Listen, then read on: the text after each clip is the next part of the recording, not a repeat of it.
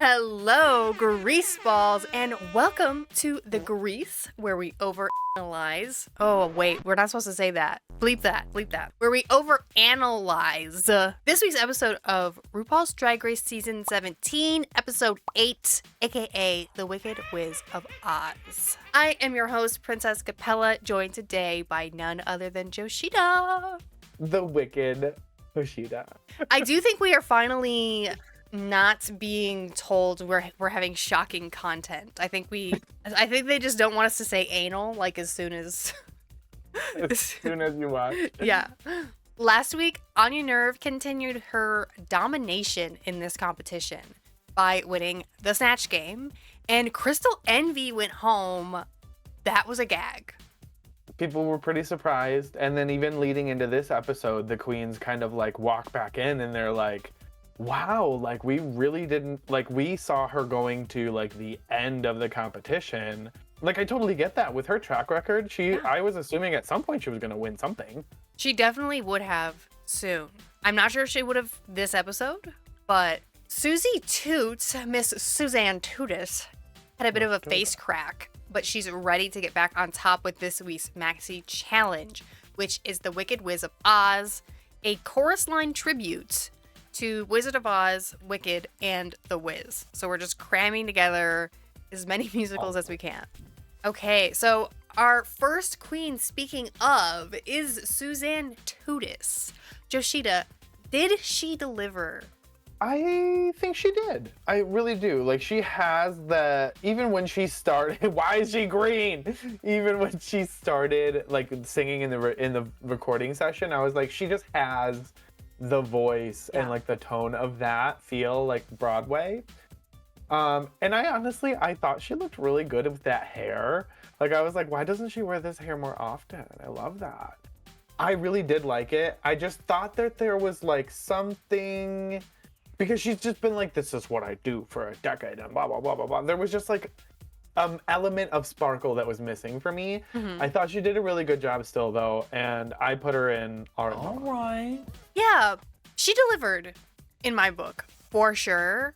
I don't really get people being like, oh, you did such a great job. It was, you had the opener and that's so hard. Like, is it really? I feel like it's hard to go at any spot.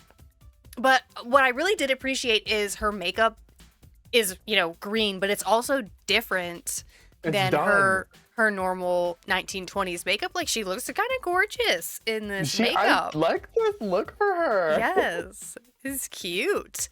Come on, squid pussy. Yes, come on, squid pussy. Shocking content. My biggest thing, and I think what kept this from being a fully Slayana moment to me, is nobody was singing live. So it's hard for me to give, like, this is a lip sync. This is a pre-choreographed number. It's hard for me to give a Slayana for this in a musical. So that's going to be, you guys, just kind of my thing. I'm almost ranking everybody like one rank lower. Because there's a curve. Yeah, it just has to be. And I'm sorry, that's just the way that I am. And I hope you guys can look past my flaws. I am only human. I have her I'll think about it. All right. Nobody asked you if you could forgive me, Joe. And then our runway this week is Parasol, aka Shady Ladies. I don't hate this. It's very much a look from the Tudor dynasty. Yeah. The one thing about it for me is the silhouette is off because the hair is so small for me. Like I get that it's like a 20s thing, but like I just wish it was draggy, like bigger. Yeah. You know what I mean? But like her body looks great. Her face looks really good. I just wish there was lack of contrast. I wish there was a pop of color somewhere. Mm-hmm. I'm gonna give this a light grease. I guess I think like her skin tone looks nice because she is like nicely tanned and she can kind of pull off this cream color. But I think she needed more color in the face, especially. Yeah, this didn't work for me. Specifically, this color didn't work for me. A finger wave is hard to do, you guys. It's hard to look good when we want to see volume. You know what I mean? Yeah. She's It washed just has to away. be She really enormous. is. It's a grease, but I'm like, I'm not crazy about this. But it's not like butt ugly. It's not butt ass. It's not booty ass butt naked farting loud as hell. All right. Well, that brings us to Miss Jules Sparkles. I loved this. I do think that the boobies could have gone even further. We love boobs. I think even with what she did have, like, she really made it obvious that, like, that was the whole point of view of this number. She was on it. She hit every note, and then her titty popped out, and it was so funny. Oh, And good. her face. She absolutely killed this, and I have her at the top of All Right Mama. All right. Okay. I love that Jules looked fully insane, and I love that, again, we're seeing that she's the pretty girl. She has fashion sense, but she's not afraid to go there and be crazy. The same way that she was with Mrs. Big Feet in Snatch Game. And I really appreciate that about her as a character overall. I also have Jules in All Right Mama. All right. Then we have Miss Jules Sparkles for the Shady Ladies Parasol. It did, but it's just like kind of the same thing I said about Miss Tudis.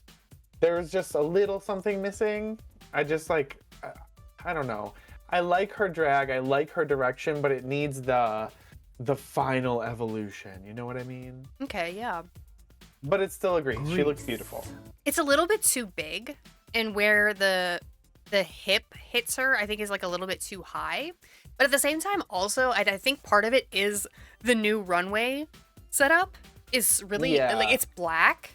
So then you have a black dress against, like, the black runway, and then all the black in the background as well. Like, all of these light beams or whatever are all black. So you don't get that contrast, and I think that it loses a lot of details. Yes, exactly. The black doesn't read really well on the black stage. I think that's kind of suffering here, but still agrees. No contrast. Where's the color? Where is the fucking color?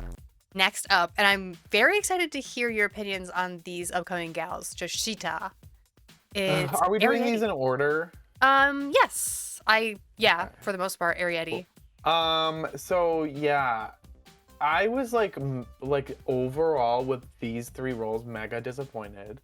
I thought they were like this one in particular, like this is probably one of the better one of these type performances that Arietti has given us. Yeah. I will give that. But it's like it was just so forgettable, and it felt a little like phoned in. I don't know. It was just I'm just not a fan. I did have them in Cut Your Wigs Up. Cut your fucking wigs up. Interesting. I actually really liked the trio. I think this was supposed to be at the ballet from Chorus Line. I don't know. But what really surprised me was Arietti's voice. I think that Arietti actually has a nice singing voice that was coming through a little bit, which again, if this had been an actual singing musical, then like imagine the conversation we could be having right now where we're like, oh my God, her voice was so amazing. She killed this. Can you believe she did this live? Like that would be so much more exciting and fun. Yeah. But instead we're having this conversation. I thought everybody With in the your trio, bitches. right. I think everybody did fairly passable in the trio. Her dancing again was a little bit like crunch. So anyway, I had Arietti in But Is It Fashion? Then we have Miss Arietti on the runway. I like this, not gonna lie. She really always brings it to the runway. I think she looks great. This is the grease. I like that Arietti brings a lot of her, Latina fashion to the runway. This is the maybe third or time we've seen her bring a kind of Latina-inspired outfit to the runway, and this is stunning. The shape of it is great. The parasol itself is great. It doesn't look like it's just an umbrella. A lot of them kind of just look like umbrellas, but still agrees. It's pretty. So I'm feeling like you're not going to be a fan of Lana J. Tin Man. then. No. No, I wasn't a fan of it. Sorry. My note on her is that it was just like, it seemed so fake. It seemed so forced. It was just like, the first time you show us any kind of actual emotion, it's gonna be this. Come on. Like, I will give it to her for trying, but like, I didn't feel any real characterization, and I just like, I don't know. It just like, I was not a fan. It was like a could have been anybody in the role. You know what I mean? Cut your wigs up. Okay. It's the Drew unique silhouette send for Lana. Lana home during the commercial break. That is, I am kind of my sick of. God. I'm sick of her, for sure. Oh, And speak of I that. am also sick of her saying everything is a unique silhouette. Do we think that that's a soundbite that they're putting in? Like, is that shady editing? There's like multiple occasions of her doing it, so like it's not all the same one. I did appreciate that she went for this role. You know, it's like, it's very unique and very different for Lana. I thought that her mug looked nice. It's hard to do like gray, especially on your hands. That is hard. I thought her face looked pretty. So I did have her in Cut Your Wigs Up for this. Cut your fucking wigs up. All right, Lana J parasol look. I think this suffered again. Same thing as like what was going on with Jules, where there's a lot of pretty details to this, but you just don't see them. Yeah, okay. Well, and can we talk about how I understand that it's like you're right, and I will fight for that right for you to not wear pads on the runway. This would look so sickening, just cinched in a bit more, padded up a bit more, because it's really like she's wearing a corset, but there's really no, There is a corset, First Mate Kate. That's the problem. There's still no shade. Yeah. I will still give Lana a grease for this. Grease. But, you know, Yeah. Miss Lexi Love, the last member of our trio here as the Cowardly Lion. So I'm like, this one is probably the one that disappointed me the most.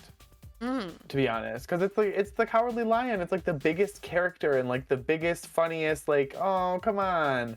And we clearly weren't going to get anything from the other two. So like, I was really like hoping that Lexi would like really pull this out, and like, she didn't like flub or like fuck it all up or anything, but like, I was just like, really, I had blue balls after this. I was like, come on, it was blue balls. I just expected more, you know what I mean? I didn't have enough. It didn't give me any Cowardly Lion other than that she was wearing the outfit. I had her in Cut Your Wigs Up. fucking wigs up. I think like part of it is the storyline of these three characters is they're after they've been like fixed or they've gotten whatever from. So it's like she's the Cowardly Lion, but she's not cowardly anymore. She's like fighting people at the mall or whatever she's saying. So Right. I can see how that could kind of be difficult to get that characterization, because we're expecting Cowardly Lion, and yet that's actually not what the character is. I thought she did a pretty good characterization. I liked her more than I liked Tin Man. I had her in But Is It Fashion? On the other side here, though, we have Lexi Love's parasol look. This looks great. I love this. This looks like it could be on a runway. I think it's really cute. I don't have any notes. This is beautiful. Great. I love that she took the, like, what do you call the stem of an umbrella? I don't know, but she took that thing down and it was like a pimp cane? Yeah. Live for that. Suddenly, she's got a pimp cane and we live for, yeah, like that's amazing. Yeah, and I think if you're going to do a fascinator parasol, this is the size that it should be, unless it's going to be like comically small. Then I think this is good for sure. Next up, we have Sam Starr as Cher. Okay, so like I didn't hate this. I feel like a big part of why it was good was because it was one of those numbers where it's like, stop everything, I'm coming out, here's my moment. Like type of Black thing. It China had its own... from Kardashians. Yes. Yes, it had its own cutout moment to like come in and be really good. And if somebody who took the role could do a decent Cher impression, then you could really do well. So I think, you know, Sam did a good job. Like, I didn't think that this would be a role that she would pick, or if she did pick it, that she would do well. You know what I mean? Yeah. So I do think she did a good job. The look was kind of off for me. Like, it was a little, like, the waist should have been cinched a little bit more, and then the face should be longer. Cher has like a very long face. Yeah. And other than that, I thought it was okay. I put her in like the bottom of All Right Mama. All right. Okay. So what I want to know is, do you remember in Cher the Rusical how Miss Cracker got read the house down for being like too like with her Cher? Is this not exactly the same, right? Like, this is a little. Yeah. I think it was a little bit much for a Cher impersonation. And I am not a Cher Andy even. Like, I like Cher. I'm gay, okay? Like, that's my queen, sure. Cher, stupid. Yeah, but I'm not an over-the-top Cher person. But I'm also not like a Cher never did this type thing. Like, no, I want to see someone do that if they're doing Cher. But, like, I'm just kind of like, I think this was a little crunchy of a Cher. You will never see a video. And I think the makeup was like disrespectful to Cher. Like, this is like, the makeup's bad. But overall, I did put Sam as much shit as I had to talk about it. I put her in, but is it fashion? Sham Stars, Parasol, Shady Lady. This looks like Trinity the Tuck, doesn't it? It actually, she's literally worn this. She has worn and been photographed in both this look and Jules' look. She fucking this looks like a Trinity the Tuck look. It like does. Something fucking in a pageant that wins. Like, you know what? It's just so beautiful. It looks like Trinity's wig even. Like, It probably come is. on, I'm so sick of her wearing this wig though. It's good. Like, I definitely grease this. Yeah, it's beautiful. The pattern, it almost reminds me of like an octopus or something. I don't know. There's something about it that's just like otherworldly, or like the gayest Fabergé egg, something. But yeah, this is gorgeous. Oompa Loompa hair. Yes. It's so true, guy. Oompa Loompa hair. I'm sick of this hair. But this is probably my top outfit for the night. And again, this parasol looks like a parasol, not an umbrella. Lydia, Butthole Colin. Listen, I thought Lydia did an okay job. Like, when she got on the vocal part, like, she sounded like a little, like, chorus member on, like, Broadway, whatever. You know what I mean? Not Broadway, but, like, in theater. It's giving one bad. Oh my God, not the coronavirus. Coronavirus. But yeah, the outfit was weird. She did have like the monkey like characteristics, whatever. But it was just like there was a little bit of bagginess in the crotch of her outfit that looked weird. And yeah, I have her in the top of Cut Your Wigs Up. Cut your fucking wigs up. Yeah, the monkeys, these roles were both, I mean, obviously they're the smallest roles in this, so that's tough, a tough ask. And like, Lydia, I think, did well in this role, especially because this is like the role that she wanted. But it's kind of at the same time, like, how much could you really have done with this? Because the song was kind of weird. The outfits were kind of, costuming was strange. Yeah. So overall, it was not my tea. But, you know, she was in character the whole time. She was doing monkey shit, you know, whatever. I kind of had her floating in B tier-ish, but I could put her wherever, like B or C. Lydia's runway. She's always got to have something like covering her entire face. I know, it's strange and shit. Like, I really think that like her face paint is interesting, and it's just like maybe she's trying to hide her face so that Michelle doesn't tell her to change it. This like is one, I don't know. This looks okay. Like, I like the idea of it. It's just like I feel like it's half ideal. Like, idea-wise, it's halfway there. You know what I mean? I'm gonna like light grease this. Grease. I'm obsessed with the fabric. Love the fabric. I love that she's like It is cool. butt naked, farting loud as hell under it. I love a moment like that. You can't do umbrella and a hat, right? Or it's like if one of them had been comically small, you know, or something, like play with that there. Yeah, I really wish she didn't have the hat covering her whole fucking face for like the 5th time on this runway. Yeah. She's always doing that. I think I'm gonna nooch it. Miss Cuthole Ballins is getting a nooch. Cuthole Ballins. Nooched. Okay, our next monkey is Corey King. And this was the role that she was kind of dumped in her lap. She was forced to play this monkey. Yeah, there was no real effort. I felt like it was just a backup dancer for Butthole. Yeah. Like, it wasn't, there was no effort really put into it. It's like, yeah, it's like, if I was in this position and I couldn't sing and I knew I wasn't be able to like give the theater vibe, I would fucking do so much. I would be so extra. I'd be like, what can we do? What can I figure out? And I don't think any of those thoughts really even came across Corey's mind. Yeah. So honestly, drag Delusion, girl. Wow. Okay. This sucked. Like, right? And like, not only did her performance of it not really slay the house down boots, but the production always has to put in like a role that is just the bad role, right? Like the one that they're gonna stick somebody in to send somebody home. And that was definitely this role, because it's like she had like 5 lines. You know what I mean? Like there was like nothing to this role. So you really did need to take that opportunity to be doing the most. And did not deliver there. So I have this in Cut Your Wigs Up. Cut your fucking wigs up.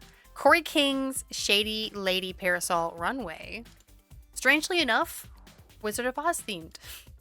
Yeah, which is funny. Love the silhouette. The body's beautiful. The silhouette's great. I think the hair should have been bigger. I wouldn't change anything about it. I just wish that the Kim Puffs were bigger. Yeah, big Kim Puffs. And honestly, I think that the umbrella is really nice. It's lined. Like, come on. I'm greasing it. The only thing I don't like about the umbrella is, to me, a parasol is not metal. It's like wood, you know, like a French or like a Japanese parasol. So I just didn't like that. So if we could just change that. But yeah, the body was banging. The hair color is really nice. It definitely could be bigger. And this whole thing could be a bit more exaggerated. But overall, it's a grease. And then, but can we also talk about momentarily how she always wears blue eyeshadow on the runway? It's her color. She's like always wearing this blue eyeshadow. I won't judge her for wearing blue. I love blue. Can we first hold on though. Can we first discuss that what were they going to do if there was no black person to play Harlem Dorothy? Suzanne. Susie, now is your moment. Bitch, she did on their necks. This was so amazing. And there's just like something about the second she started fucking singing, it was like that, like I don't know what, the je ne sais quoi about her voice that is just so like that is just so like rich and like happy and joyous, and it felt theatery. It felt the part, it felt the song, like it was so fucking good. And this for me was my Slayana. Yeah, her dancing was everything, even if Jamal tried to act like it wasn't going to be good. Jamal, she really came out there and said, watch this, Jamal, and fucking killed it. The way that I was looking at Anya's footwork with like a magnifying glass, waiting to see like, oh, maybe Jamal had a point. No, absolutely no point to be found, Jamal. Be quiet, straight man. The way that she has me in a chokehold, like, I am so happy to have a queen like Anya on this season, because it feels so reminiscent of like Bob or Bianca, or like those powerhouse queens. And I love just seeing that is still out there in the world, ready to be discovered. And that's the reason why the show is here. And this was like just such a amazing celebration of drag and theater and also a slay on. It was so good. It was so good. I was like, literally, I was watching this episode with Austin, and when the recording was singing, we both were just like, okay, she's just gonna win, right? Like, Right. that's what's gonna happen right now. Just so much better than everybody, like, just obviously. What did you think of Anya Nerve's parasol? I love that it looks like she's preparing for a piss party. Piggy. She's going to a piggy piss party. No, I love this. I think it's really, really good. I love the little garters underneath all of that sheer. No, I like it all. Nothing, no notes. Grease. Yeah, judges were saying, oh, this isn't extravagant enough. Big Bird. Ozempic Big Bird. Jesus, Jenny. I disagree with the judges saying that this like didn't stand up to everything else that was on stage. Like, I think it does. It's just a different take. You know, everybody went very like eleganzers, and she went just, I don't know. I would say this is a little bit more modern. I like this. It's a Grease. Her body's banging. Now, are we ready to talk about this? This was cringy, man. I hated it a lot because... hated this because... She, like, fought so hard and was, like, a little bit mean to Susie over the role. No, she's always touted herself as, like, the singer and couldn't hit the damn notes in recording. And it was just, like... If you're gonna do a Park and Bark big Judy Garland number like this solo, like be more, be better, and don't do this. Yeah. Cut your wigs up. Cut your fucking wigs up. What I want to know is, why are you fighting for the singing role in a famously auto-tuned musical? Like, why? So you can show off your vocal talent that we all already have seen. And like, this had no choreo. It had nothing to distract from the performance itself. So it's like, if this is what you're doing and you have kind of the easy route because you don't have to do fucking anything, I want to see like real tears coming out of your eyes. Crying. Like, I want to see emotion. And she was so just like, it was obvious that she'd never acted before. Yeah. And even just like this, her stature the whole time was just like wrong. Yeah, I'm a big dumb idiot. Yeah. It was like, no, ma'am. This was drag delusion, I fear. And I was so hopeful for Acasia this week. I texted Yoshida before I watched the episode. Yes. And I was like, I want Acasia to pop off because like, I feel like she was so looked over in the talent show, and then she just fucked. She just fucked it. Okay, I have her in Drag Delusion. Drag Delusion, girl. But okay, I can put her above Corey King. Well, there is our tier list for this week, everybody.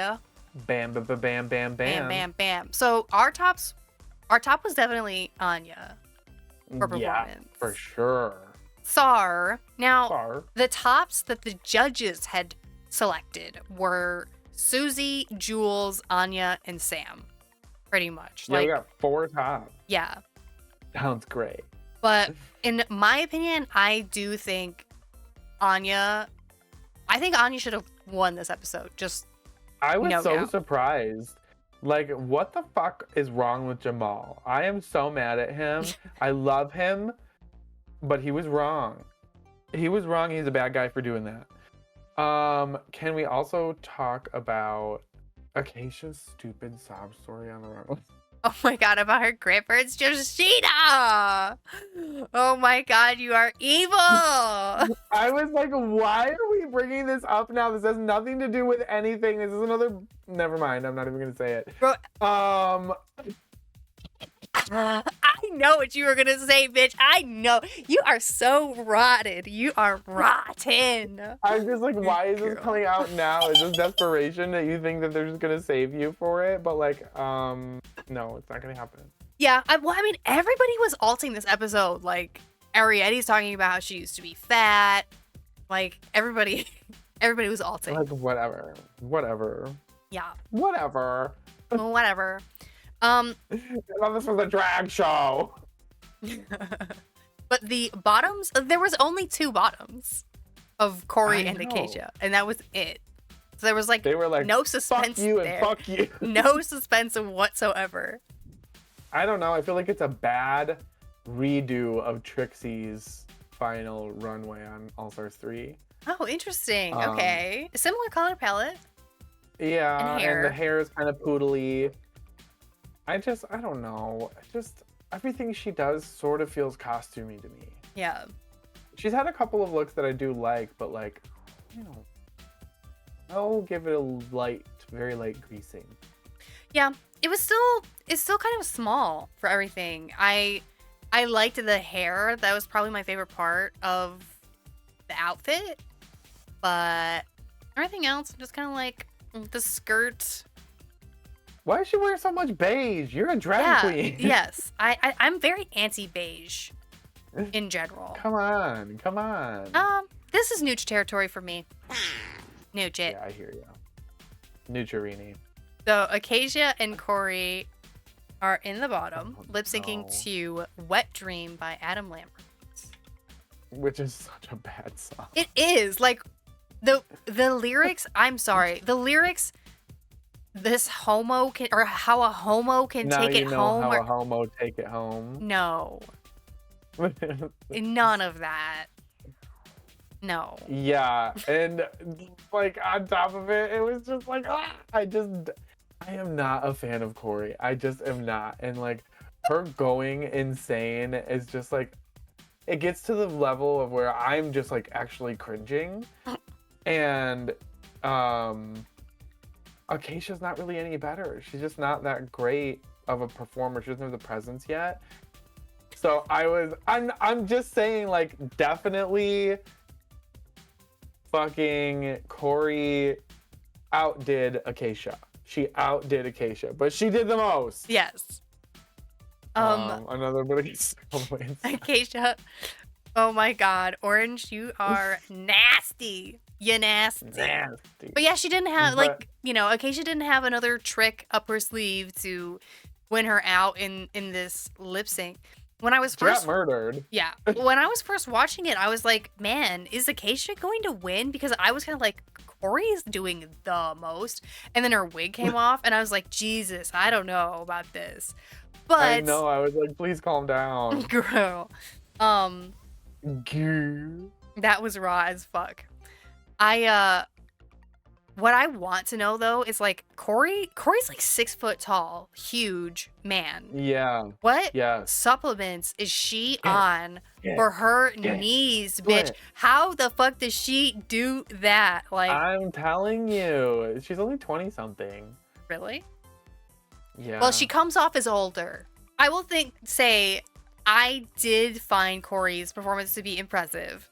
Acacia was giving some sex and she was giving some camp, but I don't think there was any winning against Corey in this moment. Especially down.